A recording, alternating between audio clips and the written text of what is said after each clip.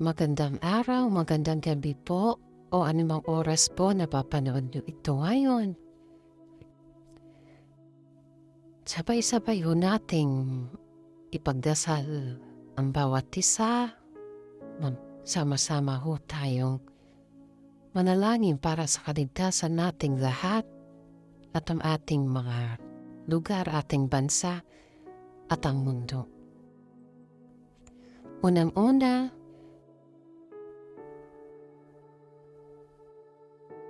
ay ang pagpapasalamat natin sa mahal na Panginoong at paghingi ng tawad at panalangin. Sa ngalan ng Ama at ng Anak at ng Espiritu Santo. Amen. Mahal naming Panginoon, kami po ay naririto sa harapan po ninyo. Kami po ay walang hanggang nagpupuri at nagpapasalamat sa kabutihan po ninyo sa akin, sa aming lahat, sa aming mga mahal sa buhay. Maraming salamat sa patuloy po ninyong pagbibigay sa amin ng pagkakataon at paggagabay sa amin. Patawad po sa mga kakulangan po namin, sa mga pagkakasala po namin, sa mga kahinaan po namin.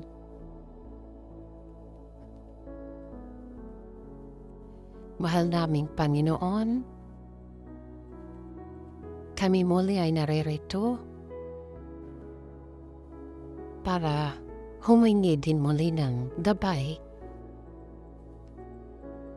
ng pagmamahal po ninyo. Naway itong papasok na mga araw na linggo, kami ay mapuno mo din ng iyong mga pagmamahal, iyong yakap,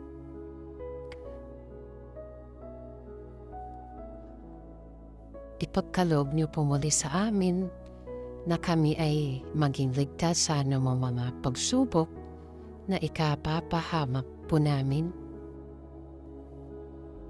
Bigyan niyo po kami ng katatagan sa aming mga sarili at lakas ng pangangatawan na kahit anumang mga karamdaman ng aming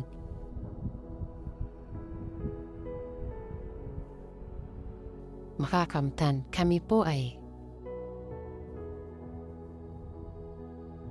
makakaligtas sa anumang pamanig. Mahal namin Panginoon, gabayan niyo rin po ang aming mga pamumuhay. Gabayan niyo kami na ito'y umaayon po sa kagustuhan po ninyo.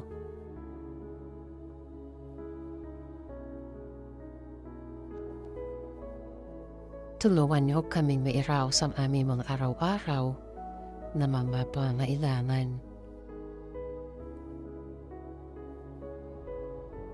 At bigyan niyo rin ho ng kapayapaan ang aming mga isipan, puso, at ang aming pamayanan at ang buong mundo.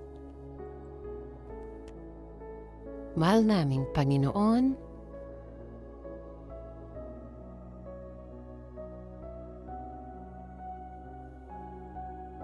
sa iyo lamang ho kami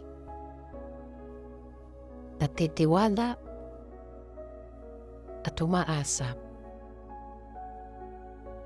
Alam po namin na lagi ka pong nandyan para sa amin dahil lagi niyo po kaming ginagabayan.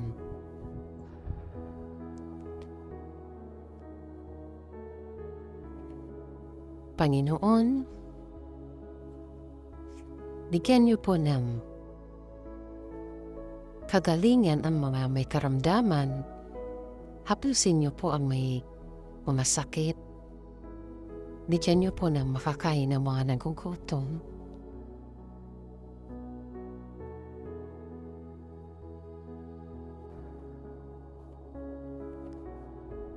Tulungan niyo po yung mga nangihina na po ang loob, lakas tibay ng loob.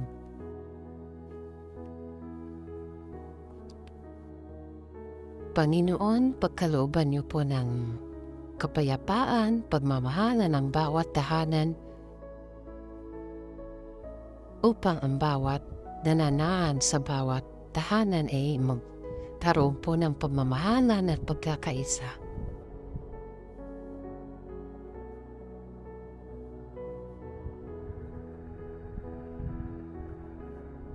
Salamat, salamat po muli, mahal naming Panginoon.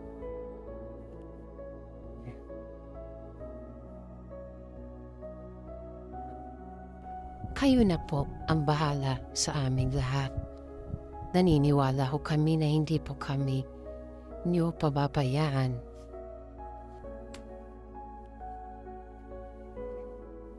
Sa ngalan ng Ama at ng Anak at ng Espiritu Santo. Amen.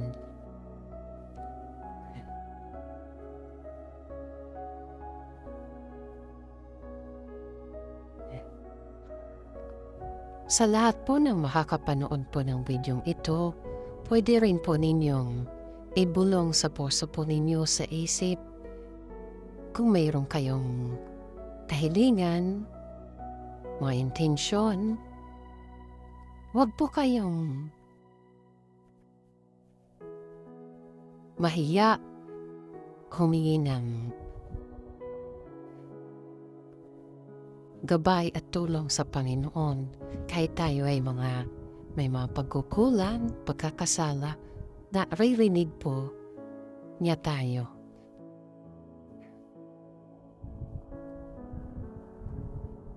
Aking pong dalangin na sana po ang panalangin ito ay makatulong po sa inyo, sa ating lahat, maging gabay. Huwag po tayong mawawala ng pag-asa dahil hanggat po tayo ay naririto, binibigyan niya ng pagkakataon at tayo'y nasa maayos na pangatawan. Napakalaki pong blessing, biyaya yan sa atin.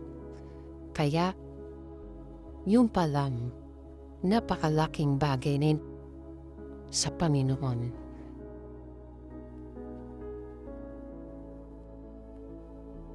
Palagi po tayo magdasal at palagi po ninyong pakinggan itong mga video ko po tungkol po sa mga prayer. Maniwala ho kayo may magbago po sa inyo. Pag tayo'y mananalangin, focus natin sa ating puso at isip. I-claim po natin na ang mga gusto po natin ay makakamtan natin sa gabay at tulong ng Panginoon. At maniwala ho kayo, makakamtan po niyo yun. Hanggat tayo ay gumagawa ng mabuti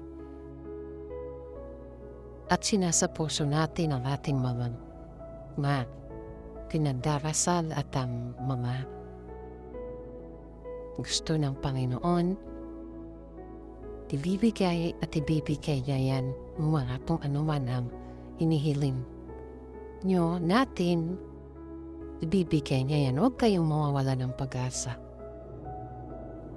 Salamat po sa mga makakapanood ng bidyong ito. Bless po tayong lahat. Napakaswerte po tayo dahil naririto pa rin tayo at ayos ang ating pangangatawan. Kaya patuloy ho kayong manalangin. Panalangin ang bawat isa at ang ating mga mahal sa buhay, ang ating pamilya. At ang ating lugar at ang mundo. Salamat po at paki-share, paki-like, subscribe po.